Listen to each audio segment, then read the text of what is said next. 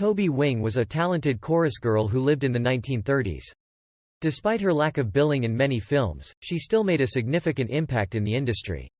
In fact, she was even honored with a star on Hollywood Boulevard.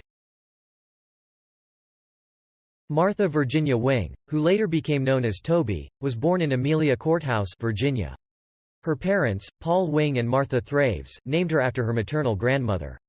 She was born at 8 Oaks, the plantation of her maternal grandfather, John T. Thraves. According to the 1930 census, Wing's father was working as a public school teacher in Virginia at the time. The family had grown and welcomed a son named Paul. Although Toby was never a big name in the film industry, she still made her mark quietly and will always be remembered for her contributions. At the tender age of 9, Toby Wing stepped into the world of acting. Alongside her sister, Gertrude, who was nicknamed Pat, she dreamed of becoming a star one day. Her father's role as an assistant director and mid-level manager at Paramount Studios opened doors for her to secure small juvenile roles in the studio's silent films. Taking on the stage name Toby, which was a nickname for their family horse, Wing appeared in uncredited child roles in several silent films.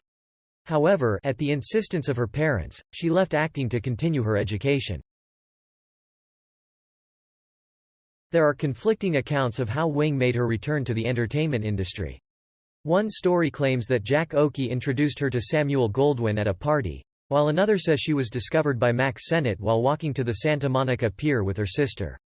Regardless of how she got back into the business, Wing went on to work for both men and was the last graduate of the studio's in-house high school in 1933. By the time she turned 16, Toby Wing had already become one of the famous Goldwyn Girls. She was billed as the girl with a face like the morning sun in Eddie Cantor's Palmy Days, 1931. Busby Berkeley, the choreographer for the film, later hired her for a noticeable but unbilled role in 42nd Street, 1933. With her naturally brunette hair dyed platinum blonde, she was making a name for herself on the big screen. Off-screen, Wing was no stranger to romance. She had been linked to well-known personalities such as Maurice Chevalier, Alfred Vanderbilt, Franklin Roosevelt Jr., Jackie Coogan, Pinky Tomlin, and Playboy Erskine Eaton. However, her Army pilot suitor, John T. Helms, died in 1936, causing her to swear off falling in love with men and instead vow to focus on her career. Despite this, her many engagements continued to be a source of amusement in Hollywood. One of Wing's most notable roles was in 42nd Street, where she was serenaded by Dick Powell during the Young and Healthy number. During her prime, she was receiving more fan mail than fellow Paramount stars Claudette Colbert and Marlene Dietrich. Despite her ups and downs, Wing remained a beloved figure in the entertainment industry. Despite her talent and dedication, Toby Wing never quite made it as a lead actress in Hollywood. Her filmography includes small, often uncredited roles in a variety of movies, such as Torchsinger and Babyface. However, Wing's bravery shone through on the set of Come On Marines. While filming a swimming scene, she inadvertently struck an extra, Mary Blackwood, while surfacing from a dive. Undeterred, Wing jumped into the water and rescued Blackwood from drowning. This act of heroism was captured in a photo and circulated by the Associated Press. Wing also appeared in Metro-Goldwyn-Mayer's promotional short for three-strip Technicolor, La Fiesta de Santa Barbara.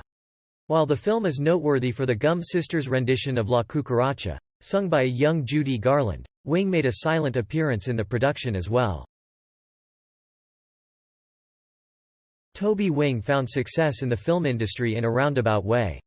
She was frequently photographed and even scored endorsement contracts, but her talent as an actress was often overshadowed by her personal life. This didn't stop her from securing larger parts in lesser-known studios, but her success was still limited.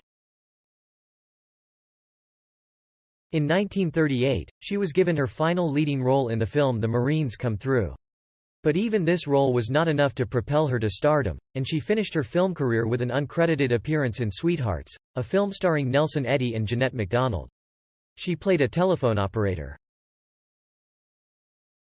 Wing's acting career came to an end on Broadway, with a role in Cole Porter's musical You Never Know. Despite some initial excitement, the show only lasted for 73 performances before closing.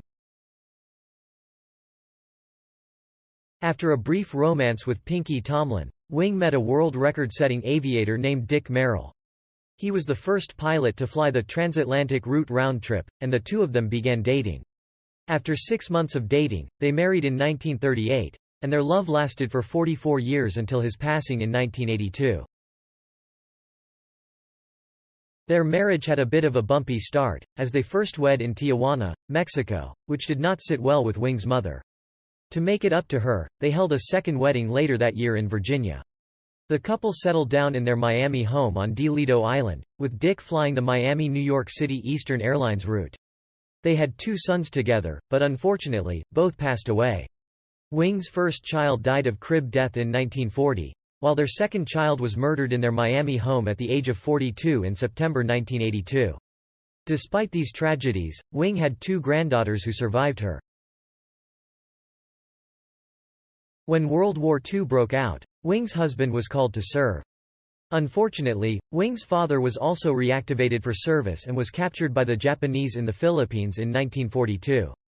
He was subjected to the Bataan Death March, but was eventually rescued in the raid at Cabanatuan by United States Army Rangers and Filipino guerrillas. After retiring, Wing joined Rita Rios' all-girl orchestra on a tour across the United States.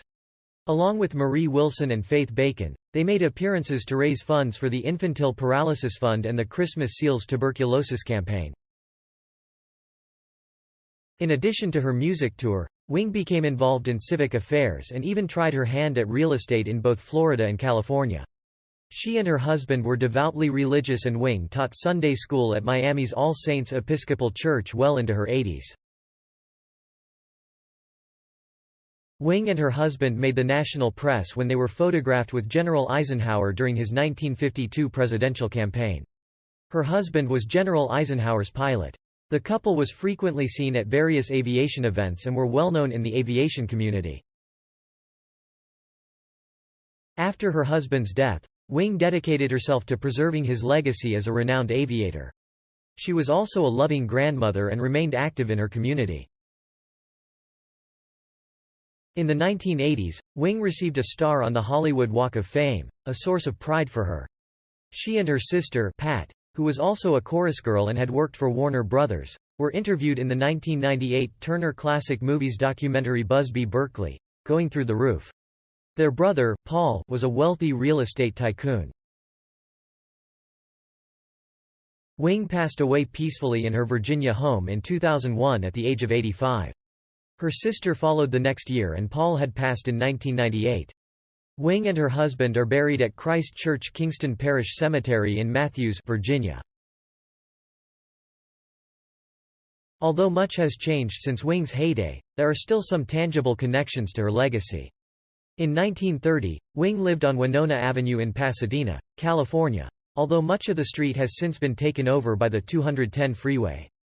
Film enthusiasts can still catch glimpses of Wing on screen, including in the classic film 42nd Street.